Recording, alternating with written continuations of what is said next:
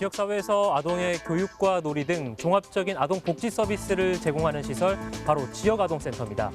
현재 서울에선 이 지역아동센터의 법인화를 둘러싼 문제가 불거지고 있는데요. 이번 와디쇼에서 지역아동센터의 현주소 함께 살펴봅니다. 그동안 지역아동센터가 겪어온 가장 큰 어려움은 임금 등을 비롯한 각종 처우에서 타돌봄 시설과의 차별입니다. 지역아동센터는 인건비 항목 자체가 없었습니다.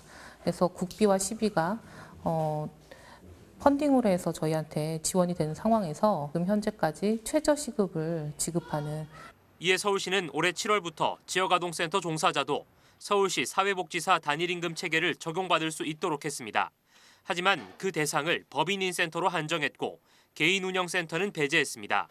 법인화를 통한 공공성 강화와 단일임금 적용을 연계 추진하는 것이 서울시의 정책 기조. 하지만 이는 현장의 반발을 불러일으키고 있습니다. 달라지는 거 없는 그런 법인화라고는 공공화라고는 그 문제를 가지고 지금 개인 시설과 법인 시설을 차별을 하는 것은 이건 현장에서 받아들이기 굉장히 어려운 뼈아픈 정책이다 이렇게 생각하고 있습니다. 그 운영 주체 변경은 분명히 운영 주체의 선택인데 인건비를 그거와 함께해서는 안 됩니다. 인건비라는 것은 노동의 기본권입니다. 동일 노동은 동일 임금을 받게 저희가 노동법에도 기재가 되어 있는 것처럼. 서울의 지역아동센터는 모두 430여 곳, 이 중 약 70%가 개인이 운영하는 곳입니다. 법인화가 단일임금 적용의 선제 조건인 상황에서 결국 개인 운영센터는 법인화를 고려할 수밖에 없는 처지. 중랑구의 한 지역아동센터입니다. 개인이 운영하는 곳으로 시의 정책 방향에 따라 최근 법인화를 추진했습니다. 법인 등기까지 마쳤지만 지자체 선정위원회를 넘지 못하며 법인화는 무산됐습니다. 센터 주변 50m 안에 유해시설, 즉 노래방이 위치해 있기 때문인데 지역아동센터의 신규 신고시 아동복지법 시행규칙 제24조에 청소년 유해업소가 없어야 한다는 규정을 적용받는 것입니다. 저희가 2006년도 설립 당시에는 이런 법조항이 없었어요. 그래서 14년까지 이렇게 쭉 애들을 케어해 왔어요. 저희가 노력 안 해본 것도 아니고 또 유해시설 없는 아파트로 들어가라는데. 최근 서울시의회 시정질의에서도 같은 문제가 제기됐습니다. 대부분 주택가 안에 있다기보다 아이들 오기 편한 장소에 사실은 이 지역아동센터들이 위치하고 있거든요. 즉 유해시설 50m 노래방까지 포함해서의 기준을 됐을 때 제대로 법인화의 요건을 갖추면서 지역아동센터를 갖추기가 어렵다.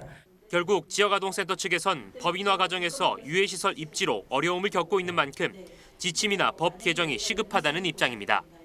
이렇게 촘촘하게 돌봄이 있으려면 이 청소년보호법은 정말 큰 걸림돌이 되는 부분인 거예요. 그래서 이 부분은 복지부가 하루빨리 인식을 하고 특히 대도시 권역에서는 이 부분은 당장 해결하지 않으면 아동들을 돌볼 수 있는 시설 자체를 만들 수 없도록 복지부가 나서서 방해를 하고 있는 꼴이 되는 거예요.